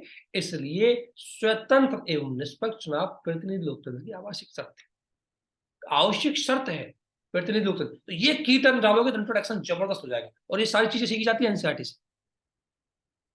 और प्रतिनिधि लोकतंत्र आप सब जानते हैं, प्रतिनिधि लोकतंत्र में जनता प्रत्यक्ष रूप से भागीदार नहीं लेती, बल्कि जनता अपने प्रतिनिधियों के माध्यम से उसमें भागीदार लेती है, लेकिन जो चुनाव के माध्यम से। अब चुनाव में सबसे बड़ी बात यह कि चुनाव की अगर मैं बात करूं आपसे, चुनाव कि भाई किसके माध्यम से लेते चुनाव, अर्थात लोकतंत्र में सबसे बड़ी बात है चुनाव। अब यानी कि जो चुनाव है, जो वोट देगा उसके पास पावर है, जिसको वोट देने का अधिकार उसके पास पावर है, कि वो वोट देकर के किसी को भी पावर में ला सकता है, लेकिन अपनी शक्ति किसी को दे सकता है। तो सबसे बड़ी बात है चुनाव। अब चुनाव भारत में वयस्क नागरिक अधिकार, यानी जो मतदान का अधिकार है, वोटिंग का अधिकार है, चुनाव का अधिकार है, वो हमारे वयस्क नागरिक मताधिकार दिया गया है। अब इस वयस्क नागरिक मताधिकार, यानी कि इसके सामने एक शब्द और है, सार्वभौमिक। सार्वभौमिक वयस्क मताधिकार, यानी कि हर व्यक्ति जो 18 साल पूर्ण कर चुका हो, हर व्यक्ति जो 18 साल पूर्ण कर चुका हो, वो चुनाव देने का या वोट देने का पूरा अधिकारी होगा। इसके लिए कोई सीमा नहीं होगी। जबकि इससे पहले आपने देखा होगा, बहुत साल पहले ये था कि जिस व्यक्ति के पास संपत्ति होगी वही वोटिंग करेगा, जो व्यक्ति शिक्षित होगा वही वोटिंग करेगा, जो व्यक्ति जो अशिक्षित है वो वोटिंग नहीं करेगा। ये जो शुरू में जो डेमोक्रेसी आया था, जो यूरोप में डेमोक्रेसी आया था, यूरोप में आपको पता है डेमोक्रेसी आया 1688 में, लेकिन महिलाओं को वोटिंग का अधिकार मिला था यूरोप में 1928। आप सोच सकते हो डेमोक्रेसी आया बहुत, क्योंकि उनका यह मानना था कि जो डेमोक्रेसी वाले लोग थे, जब डेमोक्रेसी पहली बार आया था, उसमें यह माना गया था, उनका ये मानना था कि हर व्यक्ति को अपना प्रतिनिधि चुनाव करने का नहीं पता होता, महिलाओं को अपना नेता चुनाव करने का अधिकार नहीं होता, पढ़े लिखे अनपढ़ लोग हैं वो कैसे किस व्यक्ति को वोटिंग करेंगे। तो उन्होंने बोला कि वोट देने का अधिकार सक्षम व्यक्तियों को होना चाहिए, जो वोटिंग वाला हो, जिसके पास संपत्ति हो, जिसके पास। तो इसे जो ये सीमित मताधिकार था, वो क्या था, ये सब जो उदाहरण दिख रहे हैं सीमित मताधिकार थे। लेकिन गांधी जी ने अपनी किताब में स्पष्ट रूप से बोला, गांधी जी ने अपनी किताब, गांधी जी की किताब जो ध्यान रखना, ये लिखनी, गांधी जी की किताब का नाम लिखो, गांधी जी की किताब है, गांधी जी की किताब है, 1931 में लिखी, यंग इंडिया पत्रिका एक तरह से गांधी जी की। तो यंग इंडिया आप सभी जानते हैं, देखो यंग इंडिया 1931 में पत्रिका है गांधी जी की। यंग इंडिया में गांधी जी ने स्पष्ट कहा कि देखो मैं इस विचार को बिल्कुल सहन नहीं कर सकता, जिस आदमी के पास संपत्ति है वो वोट दे सकता है, लेकिन उसके पास चरित्र है या संपत्ति या शिक्षा नहीं, यानी कोई व्यक्ति जिसके पास संपत्ति वो वोट दे सकता है, और जिस व्यक्ति के पास, बेचारे के पास संपत्ति नहीं है, शिक्षा नहीं है, लेकिन वो ईमानदार है, इसका कैरेक्टर अच्छा है, उसको वोट देने का अधिकार नहीं। तो गांधी जी कह रहा है कि जो भेदभाव किया जाता है उसको मैं किसी भी आधार पर स्वीकार नहीं कर सकता। अर्थात जो दिन भर पसीना बहाता है, ईमानदार से काम करता है, वो वोट नहीं दे सकता क्योंकि वह गरीब है, और गरीब व्यक्ति वोट नहीं दे सकता, क्या गरीबी उसका गुनाह है? तो इसलिए गांधी जी किसकी बात कर रहे हैं? गांधी जी सार्वभौमिक मताधिकार की बात करते हैं, और भारतीय संविधान निर्माताओं ने इस बात को स्वीकार किया, और भारत में सार्वभौमिक मताधिकार को स्वीकार किया। ये बात आर्टिकल 326 में है। आर्टिकल 326 आपको वोट देने का अधिकार देती है, और वही आपका सबसे पावरफुल अधिकार है। सबसे बड़ी बात है कि वो वोट देने का अधिकार देती है। अब ये वोट देने का अधिकार संबंधित एक कहानी पढ़ लो। देखो, महिलाओं की वोटिंग, आपको पता है कि महिलाओं को लेकर के बहुत सारे आंदोलन चले, अमेरिका, यूरोप में आंदोलन चले, और सबसे बड़ा जो आंदोलन चला महिलाओं को लेकर के, उस आंदोलन का नाम था सप्रेज आंदोलन। सप्रेज आंदोलन, सप्रेज आंदोलन कभी भी आए तो ध्यान रखना, सप्रेज आंदोलन मुख्य रूप से महिला मताधिकार हेतु एक आंदोलन चलाया गया था यूरोप में, स्पेशली प्रथम विश्व युद्ध के दौरान। हुआ क्या था, सबसे बड़ी बात है, प्रथम विश्व युद्ध की कहानी समझो। जब प्रथम विश्व युद्ध हुआ तो पुरुष वर्ग है वो कहां चला गया? युद्ध करने के लिए, लड़ाई में शामिल होने के लिए, सैनिक बनने के लिए। अब घर का जो सभी कार्य है वो महिलाओं के हाथ में आ गया, तो महिलाओं के पास आर्थिक पावर आ गई। महिलाओं के पास जब जब पहले तो, अब पुरुष घर से बाहर चला गया, तो जो महिलाएं घर में काम कर रही थी वो घर से बाहर निकली, घर में बाहर काम किया। अब घर के बाहर उनको लोगों को पता लगा कि यार पावर होती है, सत्ता होती है, तो उनके मन में भी ये चीजें जागने लगी, और फिर उन्होंने आंदोलन किया, और आंदोलन के बाद, बड़ी लड़ाई के बाद, आपने देखा होगा बहुत बड़ी लड़ाई करी, और बहुत बड़ी लड़ाई के बाद अमेरिका में 1920 में, इंग्लैंड में 1928 में, और ध्यान रखना भारत में पहली बार ही जब वोटिंग मिला था तभी महिलाओं को वोटिंग का अधिकार मिल गया था। हमने पहली बार भारत में, भारत की सबसे बात याद रखना कि भारत में यूरोप से पहले महिलाओं को वोटिंग का अधिकार, ये बात याद रखना, ठीक है। तो ये 1919 का एक्ट में, 1909 के एक्ट में जब हम वोटिंग का जो प्रोविजन लेके आए थे, वहीं से ही महिलाओं को अधिकार मिलेगा। तो ये पूरी कहानी इसमें वही बताई गई है, आपको देखना नहीं है इसमें, ठीक है। तो ये चैप्टर हमारा खत्म। तो सबसे इंपॉर्टेंट पार्ट इस एनसीईआरटी का हमारी ओर से है कि हम आपको समझा रहे हैं, आपको दोबारा एनसीईआरटी का पार्ट पढ़ने की जरूरत नहीं है, कहानी सुन लो जो हमने सुनाई, उसके बाद ये नोट्स पढ़ लो, बस खत्म, ठीक है। तो ये देखो, ये दिखाएगा चित्रों के माध्यम से, सुन लो, समझ लो एक बार, और एक बार हो सकता है गो थ्रू हो सकते हो उससे, लेकिन इसका यूज करना है एनसीईआरटी। जैसे अब आता है स्थानीय सरकार और प्रशासन, तो देखो अब आता है स्थानीय सरकार, आगे पंचायती राज। अब देखो, ठीक है, सबसे पहले बात है कि भाई आपको पता है सरकार क्या होती है, सरकार कैसे चुनी जाती है, सरकार की शक्ति का स्रोत क्या होता है, ये आपने देख लिया, ठीक है। तो अगला आपका आता है पंचायती राज व्यवस्था के अंतर्गत। इसमें ज्यादा नहीं है, इसमें देखो, इसमें आप देखेंगे कि लोग अपना प्रतिनिधि कैसे चुनते हैं, ग्रामीण क्षेत्र, स्पेशली ग्रामीण क्षेत्र में प्रतिनिधियों का चयन कैसे होता है। हम ग्राम सभा को देखेंगे जिसमें प्रत्यक्ष रूप से लोग भाग लेते हैं और प्रतिनिधियों को जवाब मांगते हैं। सबसे बड़ी बात है ग्राम सभा। जो ग्राम सभा है आपकी, ये देखो, पंचायती राज व्यवस्था, नॉर्मली इंफॉर्मेशन के लिए 73वां संविधान संशोधन है ना, इसको संविधान का दिया गया 1993। अब ग्राम सभा, सबसे बड़ी बात है ग्राम सभा। देखो एक सिंपल सी चीज देखो, क्या गजब स्टार्टिंग की है कि ग्राम सभा, देखो ग्राम सभा की बैठक की शुरुआत होती है, यानी सभी लोग भाग लेते हैं, सरपंच भी उसमें होता है क्योंकि सरपंच ग्राम पंचायत का पार्ट होता है, पंच, ये सभी उसमें भाग लेते हैं। ग्राम सभा शासन की ग्राम पंचायत का एक पार्ट होती है, अगर ध्यान रखना, ग्राम सभा है वो ग्राम पंचायत का एक पार्ट होती है। और पार्ट क्या है, ये मुख्य रूप से एक तरह से मैं कहूं विधायिका की तरह होती है,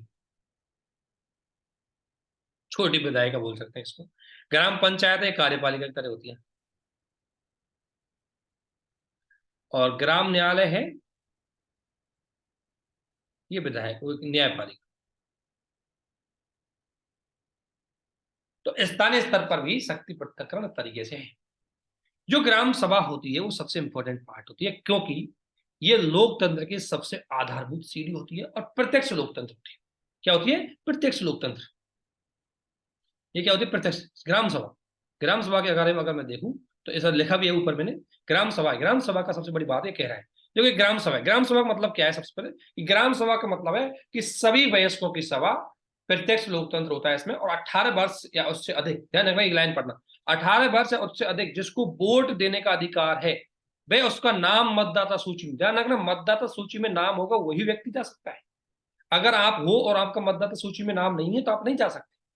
मैं 18 साल से ऊपर का हूं, लेकिन मेरा अगर वोटिंग लिस्ट में नाम नहीं है तो मैं ग्राम सभा का पार्ट नहीं हूं। लेकिन मेरा मतदाता सूची में नाम है और मैं 18 साल का हूं तो मेरा वोटिंग का अधिकार। ये लाइन गलत हो जाती है कई बार। कई बार क्वेश्चन आता है कि हर व्यक्ति जो 18 साल से ऊपर का है वोटिंग कर वो ग्राम सभा का सदस्य होता है। गलत बात। 18 वर्ष से अधिक का व्यक्ति, यह लाइन बहुत इंपॉर्टेंट है, यही क्वेश्चन, 18 वर्ष से अधिक का व्यक्ति जिसको मतदाता सूची में नाम है वो ग्राम सभा का पार्ट। तो ग्राम सभा में आपको पता है एक गांव है, अब गांव में 25, ये गांव है, एक गांव है, इस गांव में 2500 व्यक्ति है और 2500 में 1800 व्यक्ति 18 साल से ऊपर है जिनको वोट देने का अधिकार है। अब ये बैठते गांव में एक जगह। अब 1800 व्यक्ति तो बैठ ही सकते हैं, आपको पता है, इतनी तो गांव में जगह होती है, बैठते हैं। और बैठने के बाद इसमें एक तो सरपंच होते हैं, एक पंच होते हैं। पंच एंड वार्ड मेंबर, आपको पता है गांव को भी कई पार्ट में बांट दिया जाता है, उनको वार्ड मेंबर बोलते हैं। तो पंच होते हैं और सरपंच होते हैं और इन सबको मिलाकर के बनती है आपकी ग्राम पंचायत। ग्राम पंचायत का एक पार्ट है ग्राम सभा। तो ग्राम सभा में सभी व्यक्ति आते हैं। अब सभी व्यक्ति आके बैठ जाते हैं, इसलिए ध्यान रखना, अब हर व्यक्ति 1800 व्यक्ति है, उनको आपस में पता है कि कौन व्यक्ति कैसा है, कौन की अमीरी है, कौन की गरीबी है। दिल्ली में बैठे हुए किसी सरकार की सदस्य ने, कि सेक्रेटरी को, मंत्री को ये पता नहीं कि उस गांव में वो व्यक्ति अमीर है, गरीब है, पिछड़ा है कि अमीर है। लेकिन ग्राम सभा में बैठे हुए व्यक्तियों को पता होता है कि किसकी सामाजिक स्थिति क्या है, आर्थिक स्थिति क्या है, उसकी जरूरत क्या है। इसलिए ध्यान रखना, जितने भी लाभार्थियों का चयन, यानी कि सब जिसको बीपीएल में लेना है, इसका अधिकार किसके पास है? ग्राम सभा के। ग्राम सभा डिसाइड करती है कि किसको बीपीएल में लेना है, किसको नहीं लेना। ग्राम सभा डिसाइड करेगी किसको बीपीएल का मतलब खाना देना है, नहीं देना। ग्राम सभा बताएगी कि किस तरीके से गांव में कोई योजना लानी नहीं लानी, क्योंकि उसको सभी समस्याओं के बारे में पता हो। तो ये कह रहा है कि सड़क बनवानी, अब सड़क बैठने के लिए बैठ गए। बैठने के बाद एक व्यक्ति बोलता है कि भाई मेरे घर के पास तो सड़क टूटी हुई है, ये सड़क की वजह से एक्सीडेंट हो जाते हैं, तो भाई यहाँ सड़क बनाई जाए। दूसरा बोलता है कि मेरे वहां सड़क तो बनी हुई है लेकिन ब्रेकर नहीं है, इसलिए तेज गति से गाड़ी आती है, मेरे घर को तोड़ मतलब मेरे बच्चों को एक्सीडेंट होने का डर रहता है। फिर एक व्यक्ति फिर खड़ा होता है उसमें, अरे भाई हमारे पास जो टंकी बनी हुई है उसमें पानी नहीं आता। फिर एक कहता है यार वो अपना स्कूल है छोटा सा, उसमें टीचर ही नहीं आती। एक कहता है कि अपना प्राइमरी हेल्थ जो अपना वो है उसमें लोग नहीं आते। तो ये सारी समस्या है। एक कहता है कि सरकार ने हमारी ग्राम पंचायत को 10 लाख रुपए दिए, बताओ भाई कहाँ लगाने हैं। तो ग्राम सभा में बैठे हुए लोग बोलेंगे यार देखो पानी की भी जरूरत है, हेल्थ की जरूरत है, लेकिन अभी सबसे ज्यादा जरूरत पानी की, इसलिए पानी में लगा। ये होता है एहसास कि मेरा डिसीजन मैं खुद कर सकता हूं। और यही कहानी इसमें बताई गई है पूरी। ये जो कहानी आपको दिख रही है, ये जैसे ये ग्राम सभा देखो, ऐसे आते हैं लोग और पंच पटेल 4-5 वार्ड मेंबर सरपंच यहाँ बैठ जाते हैं, सभी अपनी अपनी बात रखते हैं और उसी के बाद फाइनल डिसीजन होता है बहुमत के आधार पर। That is the direct democracy. इसलिए ग्राम शास्त्र जो ग्राम सभा होती है वो भारत में प्रत्यक्ष डेमोक्रेसी का उदाहरण है।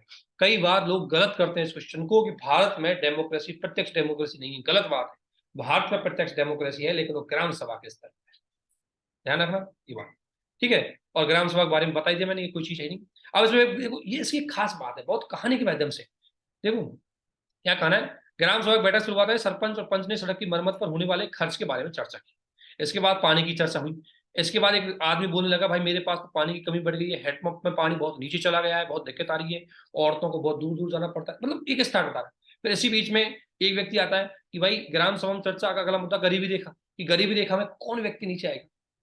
अब कौन, अब इसमें देखो ये कहता है कि नटवर जी का नाम भी बीपीएल में है, जबकि नटवर जी के पास तो रंगीन टीवी है, उसके बेटे ने अभी मोटरसाइकिल खरीदी है, तो वो व्यक्ति गरीबी में कैसे आ रहा है? उससे अच्छा तो सूरजमल जी है, सूरजमल जी को रखूं। तो गरीबी में किसका नाम आना चाहिए, किसका नाम नहीं आना चाहिए, ग्राम सभा डिसाइड करती है। और ग्राम सभा यदि सही ढंग से काम करने लग जाए ना, तो एक भी फेक बीपीएल नहीं बनेगा, एक भी फेक सरकार की योजनाओं का दुरुपयोग नहीं किया जाएगा, क्योंकि उनको सब पता होता है। गांव के लोगों को पता होता है कि एक्स आदमी कैसा है, उसकी आर्थिक स्थिति कैसी है, उसकी सामाजिक स्थिति कैसी है और क्या उसको जरूरत है या नहीं है। इसलिए यदि ग्राम सभा अपने काम पे आ गई तो कभी शासन रुक ही नहीं सकता। तो यही बात उसमें बोली गई है। जैसे कहानी सुनाई गई है, एक दूसरा व्यक्ति आता है। इसकी सबसे बड़ी खास बात है कि ये आपको पूरी कहानी बताता है कि अमीरचंद पहले गांव का जमींदार था, अब भी वह बहुत सारी जमीन का मालिक है, लेकिन वो हमें ओम प्रकाश का नाम सूची में, यानी अमीरचंद जो अमीर है उसको आप इस सूची में क्यों डाल दो, उससे अच्छा ही गरीब आदमी को डालो। अब ये काम संसद नहीं कर सकती, ये काम विधायिका नहीं कर सकती, ये काम ग्राम सभा ही करती, क्योंकि उसको पता होता है। तो ये सबसे बड़ी बात है, देखो ग्राम सभा का कितना बड़ा रोल है। तो ग्राम सभा लोकतंत्र में सबसे महत्वपूर्ण है। देखो ग्राम सभा की अगर मैं बात करूं तो एक तो योजनाओं के लिए वास्तविक लाभार्थी,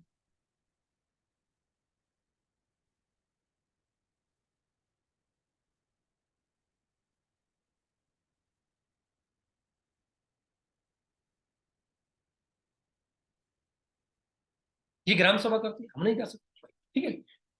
तो सिंपल बात, इसलिए मेरा ये कहानी के माध्यम से इसको दर्ज है कि ग्राम सभा को जब भी आप क्वेश्चन करो, अगर आप स्थानीय शासन की बात करो तो बहुत अच्छे से शब्दों का यूज करना कि स्थानीय शासन नहीं, ये डायरेक्ट डेमोक्रेसी है जो ग्राम सभा में देखने को मिलता है, ठीक है। इसके बाद ग्राम पंचायत आती है। ग्राम पंचायत मुख्य रूप से मैंने बताया, ग्राम पंचायत का पूरा पार्ट है ग्राम सभा, ग्राम पंचायत, और ग्राम पंचायत में वार्ड मेंबर होते हैं, और वार्ड मेंबर और वार्ड कई वार्डों से मिलकर के समितियां बनती है, और समितियां, उसके बाद सरपंच होते हैं, सरपंच का चुनाव हम करते हैं। अब पंचायत के स्तर होते हैं ग्राम सभा, ब्लॉक पंचायत, जिला पंचायत, ये इसमें दिखाया गया है कि भाई सरकार, इसमें देखो ये इसमें पूरी कहानी बनाई भाई, पंचायत की समिति कैसे काम करते हैं, एक बार इसको गो थ्रू होना है, आपको गो थ्रू होना है, इसको पूरा पढ़ने। तो पंचायत के स्तर हो गए, ठीक है ना, पंचायत का एक स्तर ग्राम स्तर होता है, दूसरा ब्लॉक स्तर, तीसरा जिला स्तर, और जिला स्तर सबसे बड़ा स्तर होता है। ये बात इसमें बताई गई है, ठीक है, बस सिंपल। ये तो इसमें एक चीज और देखिए थोड़ा सा हमें, फिर ये क्वेश्चन इन की पॉइंट से कर सकता है, गलत मत करना, ये इंपॉर्टेंट पार्ट है, इसको गलत मत करना। एक इसमें ये दे रखा है सिंपल सा, इसमें कि ग्राम सभा कई वार्डों में बटी होती है, प्रत्येक वार्ड का अपना एक प्रतिनिधि होती है, जिसे पंच कहते हैं, और पंचायत के लोग मिलकर के सरपंच को चुनते हैं, मुखिया कहते हैं। अर्थात ग्राम पंचायत में वार्ड पंच और सरपंच से मिलकर के ग्राम सभा का गठन होता है। तो ग्राम पंचायत का जो गठन होता है, वो ग्राम पंचायत में क्या होता है कि मुख्य रूप से, अगर बात करूं तो ग्राम पंचायत में मुख्य रूप से ये तीन पार्ट, ग्राम पंचायत है, उसमें एक तो होता है आपका वार्ड मेंबर, एक समितियां, और एक सरपंच, ये तो होता है ग्राम पंचायत का पार्ट, और एक होता है ग्राम सभा, और ये दोनों मिलकर क्या होता है स्थानीय शासन की आधारभूत इकाई है। ये स्थानीय शासन की सबसे आधारभूत इकाइयां होती है, ठीक है ना, तो ये चीज आपको थोड़ा सा ध्यान रखना, ठीक है। इसके बाद आता है ग्रामीण क्षेत्र का प्रशासन, ये तो हो गया आपका एक तरह से राजनीतिक इकाई। अब प्रशासन में कोई ज्यादा खास क्वेश्चन नहीं बनेंगे।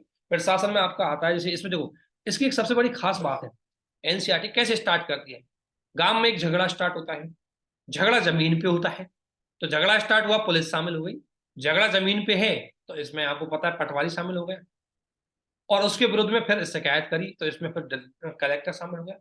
तो स्थानीय स्तर का जो प्रशासन आता है वो सब इसने कहानी के माध्यम से बताया है, ये पूरा एक कहानी के माध्यम से आपको बता देगी, पुलिस थाना आ गया, पुलिस का क्षेत्र आ गया, ठीक है ना, पूरी कहानी बता दी। और इसके बाद आता है राजस्व विभाग, क्योंकि लड़ाई जमीन की। अब पुलिस, ध्यान रखना, ग्राम प्रशासन में सबसे महत्वपूर्ण विभाग होता है कि पुलिस थाना, जो मुख्य रूप से अपराध को नियंत्रण करता है, लोगों के विवाद को रोकता है, और कानून व्यवस्था को बनाए रखता है,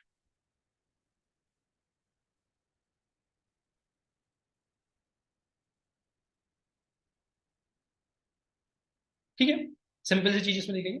अब इसमें होता है राजस्व विभाग। राजस्व विभाग यानी कि जो जमीन का लेखा जोखा रखता हो उसका, तो उसमें सबसे नीचे स्तर पर होता है पटवारी। क्या कह रहा है पटवारी, ये कह रहा है पटवारी होता है, और पटवारी को कई जगह अलग अलग नामों से जानते हैं। पटवारी ऐसा नहीं है कि एक नाम, जैसे कई जगह पटवारी को पटवारी कहते हैं, कई जगह उसको लेखपाल कहते हैं, कई जगह उसको कानून को कहते हैं, कई जगह उसको ग्राम अधिकारी भी कहते हैं। तो ध्यान रखना, नाम देना, कानून को भी एक पटवारी होता है, पटवारी भी होता है, और ये जमीन का, इसको पटवारी सबसे महत्वपूर्ण का है, जमीन का नापतोल रखता है और रिकॉर्ड रखता है। और पटवारी कई जगह जमीन का जिस नापतोल का यूज करता है, उसका एक मापक इकाई है नजरी। नजरीब एक मापक इकाई है, उसको ये यानी कि एक लोहे की जंजीर के माध्यम से उसको यूज करता है, जिसे बोलते हैं जरीब, सॉरी मैं क्या बोलता हूँ, जरीब, जरीब, ये है जरीब,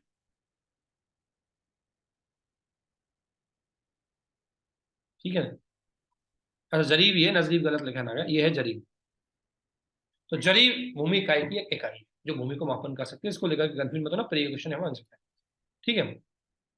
फिर पटवारी की ये थोड़ी सी मैंने लिखी हुई है ग्राम सभा के काम वाम के बारे में, ये तो आपको पता है। एक मिनट,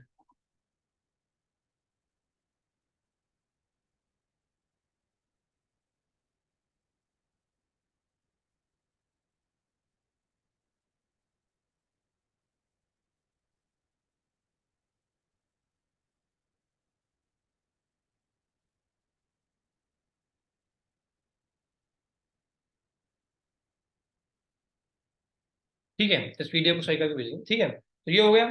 अब आता है जमीन के बारे में। तो जमीन का सिस्टम है, जमीन कैसे जाती है, इसमें कुछ खास क्वेश्चन नहीं पड़ेगा, कोई दिक्कत नहीं है, इसको छोड़ सकते हो।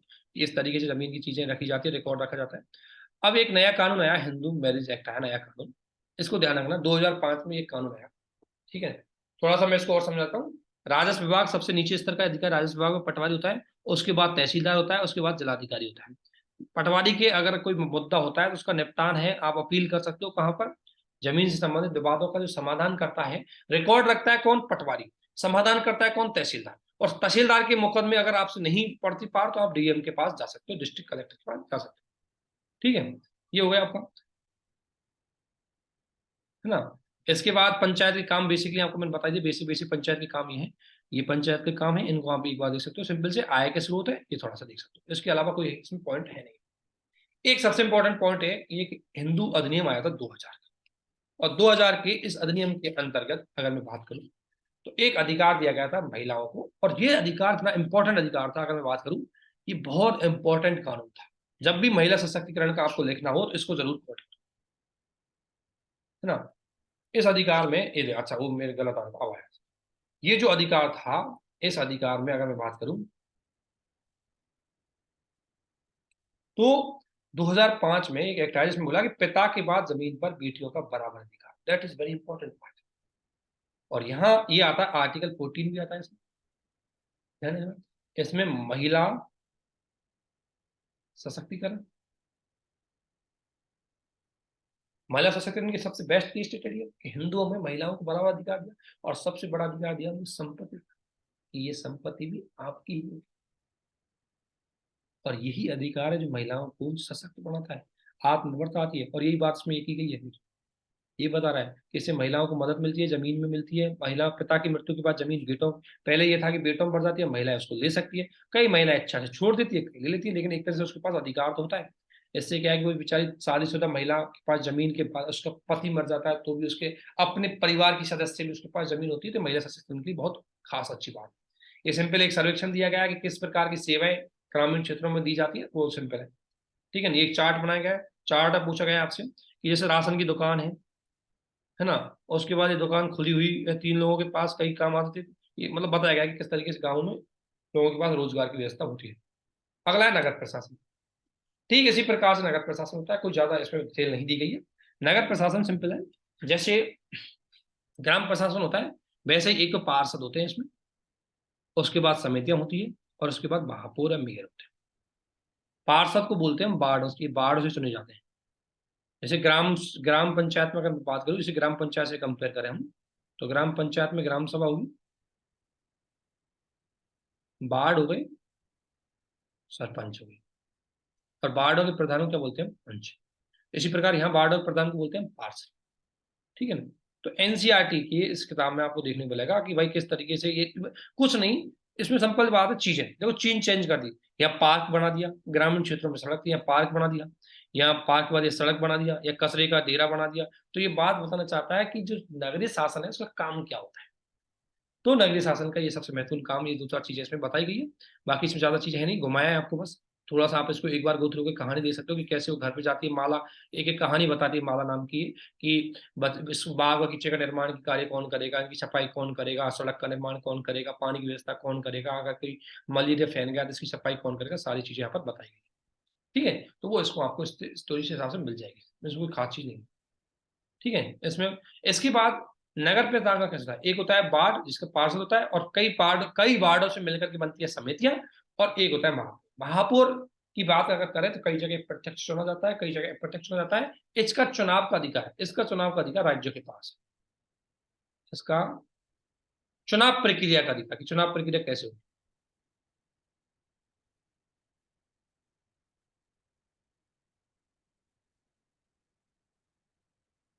ठीक है, तो इस तरीके से इसको यूज करें, इस तरीके से। अब सबसे बड़ी बात है, देखो ये देखो सिंपल सा, ये बता दें कि भाई बाढ़ के अंदर समस्या है तो पार्षद के पास जाएंगे। अब बाढ़ की जो बात है वो पार्षद, यानी कि देखो डेमोक्रेसी का, लोकल गवर्नमेंट की खास बात यह है कि वो डायरेक्ट अपने प्रतिनिधियों के साथ जुड़ता है, डायरेक्टली।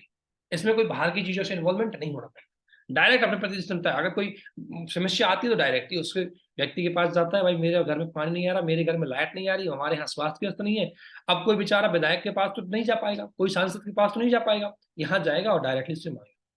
ठीक है, इसके बाद आता है निगम के पास पैसा कहाँ से आता है, तो निगम घरों पे टैक्स लगाता है, इनकम पे टैक्स लगाता है, वो सारी चीजें यहाँ पर बताई गई जो मैं आपको भेज दिया। ठीक है, उसके बाद इसमें कोई खास है नहीं है, कोई कहानी आपको बताई गई है। कि लोग लोग डायरेक्टली विरोध भी कर देते हैं, कई बार मोहल्ले में लाइट नहीं आ रही तो विरोध कर देते हैं। तो यही तो डेमोक्रेसी, जहां आप विरोध कर सकते हो, यही तो डेमोक्रेसी जहां आप विरोध कर सकते हो। ठीक है। और इसमें एक सबसे बढ़िया केस स्टडी जो आप लिख सकते हो, ठीक है ना, ये सूरत शहर की दी गई है। सूरत में क्या है, 1994 में एक प्लेग फैला, और प्लेग का सबसे बड़ा कारण था वहां पर होने वाली गंदगी। तो बाद में सूरत ने पूरा फोकस किया गंदगी को, स्वच्छता को लेकर के, और आज आप देख सकते हैं सूरत टॉप कंट्रियों में आता, टॉप शहरों में आता है जहां पर स्वच्छता सबसे ज्यादा है। वही बात इसमें बताई गई। ठीक है ना। अगला आता है आपका आजीविका का, ग्रामीण क्षेत्रों में आजीविका। आजीविका से कोई क्वेश्चन बनेगा नहीं, इतना खास में है गई ग्रामीण आजीविका। ग्रामीण आजीविका में कोई खास चीज नहीं दी गई है, सिंपल सा चीजें हैं वो दिखाई गई बस, ज्यादा कुछ इसमें दिया नहीं है। ठीक है। तो इस तरीके से हमारा टारगेट है इंपॉर्टेंट चीजों को पढ़ना। जैसे एक तो खेती हो गई, धान की रोपाई हो गई, ठीक है ना। इसके अलावा देखो ये कितने, ये हो गया रोपाई निराई कटाई, ये तो मतलब खेती का काम हो गया। ये जैसे कहानी के माध्यम से बता रहा है, शेखर पहले तो खेती करता है, खेती करने के बाद वो व्यापारी से बीज उधार लेता है, तो व्यापारी वर्ग आ गया, फिर किसान के एजेंट आ गए, ठीक है ना, ये व्यापारी वर्ग हो गए। तो बेसिक चीजें इसमें बताई गई, ज्यादा नहीं। तो बेसिक बेसिक चीजें हमने कंप्लीट कर ली है। भारत में कुछ डाटा है आजीविका संबंधित, तो वो डेटा हमने यहाँ पर लिख लिया। लेकिन आजीविका, आजीविका किसी क्षेत्र के भूगोल पर निर्भर करती है, ये बात आपको ध्यान रखनी। कैसे करती है, अगर मैं बात करूँ केरल का, तो वहाँ की आजीविका अलग है। अगर मैं बात करूँ JNK का, वहाँ की आजीविका अलग। बात अगर बात करूँ मैं नॉर्थ ईस्ट का, तो वहाँ की आजीविका अलग है। अब काम है कि यहाँ की क्या क्या आजीविका किस तरीके से प्रभावित करती है, एक पॉइंट आप खुद अपने लेवल पे इसको लिख सकते हैं। ठीक है ना। इसके बाद हम कुछ क्वेश्चन तो आपको क्यूज टैप में आपके एनसीईआरटी बैच में हम शेयर कर देंगे प्री के, ताकि आप उनको कर लें। कुछ हम आपके साथ लेके आए, जैसे क्वेश्चन है, निम्नलिखित में से कौन सा पंचायती राज से संबंधित नहीं है। अभी हमने पढ़ा है, जैसे जल स्रोतों, सड़कों, ड्रेनेज, स्कूल भवनों का निर्माण रख रखाव पंचायत के अंतर्गत आता है। इसमें स्थानीय कर लगाते हैं, एकत्रित करने की शक्ति है। ये घरों और बाजार स्थानों पर कर संग्रह नहीं करने की शक्ति है। और सामुदायिक कार्यों के लिए दान राज्यों में कोषों में जाता है, पंचायत निधि में नहीं। सामुदायिक कार्यों के लिए दान, ये बात गलत है। सामुदायिक कार्यों के लिए दान तो है, वो पंचायत उसमें जाता है। ठीक है। वो राज्य के पास नहीं जाता, तो पंचायत के पास जाता है। एक क्वेश्चन है आपका, निम्नलिखित में से कौन सा पंचायती राज से संबंधित नहीं थे। पंचायती राज से संबंधित नहीं है, तो जैसा पंचायत राज के 3 स्तर है, बिल्कुल करेक्ट बात है। ग्रामीण क्षेत्रों में ग्राम पंचायत लोकतंत्र का, बिल्कुल करेक्ट बात है। ब्लॉक स्तर पर जिला स्तर पर जिला स्तर, ये बिल्कुल सही बात है। और ब्लॉक स्तर पर जिला परिषद और जिला स्तर पर पंचायत, ये गलत बात है। ये मैंने आपको बताया ना कि ब्लॉक लेवल पे होता है पंचायत समिति और जिला स्तर पर होती है जिला समिति, तो ये गलत है इसमें। तो इस तरीके से आपको थोड़ा सा बेसिक बेसिक चीजें पता लग जाएगी। और ये छठी क्लास की एनसीईआरटी का इतना ही महत्व था। बाकी एनसीईआरटी तो पॉलिटी की और भी आएगी बहुत जबरदस्त, लेकिन ये इंपॉर्टेंट चीज है, इनको आपको ध्यान में रखना है। इनिशियल आपको क्वेश्चन देना है, तो अब एक क्वेश्चन आपको मेंस का और दे देते हैं जो आपको हेल्प करेगा।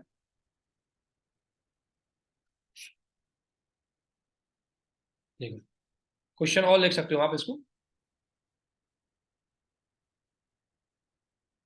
एक क्वेश्चन और लिख सकते हो मेंस के हिसाब से।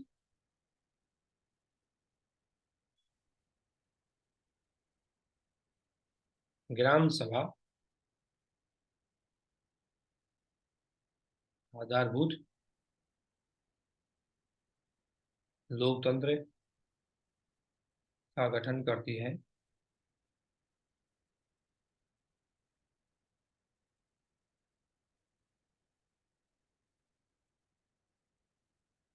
बस।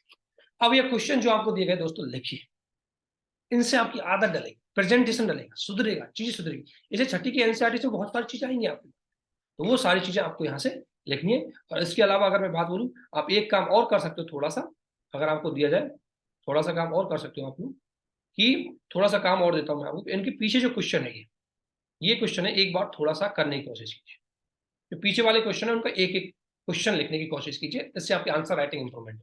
तो एनसीईआरटी को केवल प्री के लिए नहीं, मेंस की आंसर राइटिंग को इंप्रूवमेंट करने के लिए भी हम चीजें देख रहे हैं। तो प्री, ये हमारा छठी क्लास की एनसीईआरटी खत्म हो चुकी है। 7वीं क्लास को देखेंगे, उसमें पॉलिटी के अंतर्गत उसमें से इंपॉर्टेंट चीज, हमारा टारगेट है इंपॉर्टेंट चीजें। अब आपको ये नहीं है कि आप पूरा पढ़ने बैठ जाए, पूरा नहीं पढ़ना है। जो मैंने आपको बताया उसको समझो कि कैसे कहानी के माध्यम से चीजें प्रेजेंट कर रहे हैं। अगर आपको ऐसे स्टार्ट करना हो, इस तरीके से स्टार्ट करो। अगर आपसे बोले कि नगर निगम पे ऐसे लिखो, तो इस तरीके से ऐसे स्टार्ट करो, है ना। बस उसमें लैंड डायरेक्ट, उसमें क्या होता है, ये वाली चीजें नहीं लिखती, बस सिंपल लिखता है कि भाई नगर निगम क्या होता है। निगम तो एक जगह मैंने देखा, सफाई गंदगी फैली हुई थी, सड़कें टूटी हुई थी, पार्कों में चीजें बिखरी पड़ी हुई थी, ठीक है ना, तो वहां नगर निगम की जरूरत आ गई। तो आपको इस तरीके से चीजें बतानी पड़ेगी। इंपॉर्टेंट फैक्ट, इंपॉर्टेंट चीजें हमने उसमें शेयर कर दी है, क्वेश्चन है वो शेयर कर दिए, बेसिक चीजें हैं वो हमने शेयर कर दिए, और बेसिक कंटेंट्स में शेयर कर दिए सारी चीजें, तो आपको अच्छे से देख लेनी है। और अगर कोई भी चीज समझ में नहीं है, डाउट रहे, समझ में नहीं है, तो आप एक बार समझें, लेकिन एक बार थोड़ा सा आप इससे जा सकते हैं, उसके बाद सारी चीजें हो जाएंगी। ठीक है, तो इस तक के लिए, आप अभी क्लास के लिए, यहाँ तक के लिए आप सभी को बहुत बहुत धन्यवाद, और आशा करते हैं कि क्लास आपकी जरूर हेल्प करेगी। प्लीज इसको ज्यादा से ज्यादा शेयर करें, और ज्यादा से ज्यादा लोग अगर ज्वाइन करना चाहते हैं तो एनसीईआरटी वैसे स्टार्ट हुआ है, उसको आप ज्वाइन कर सकते हो, डेफिनेटली वो आपकी हेल्प करेगा और आपको आगे बढ़ाने में महत्वपूर्ण भूमिका निभाएगा। Okay, all the best, thank you.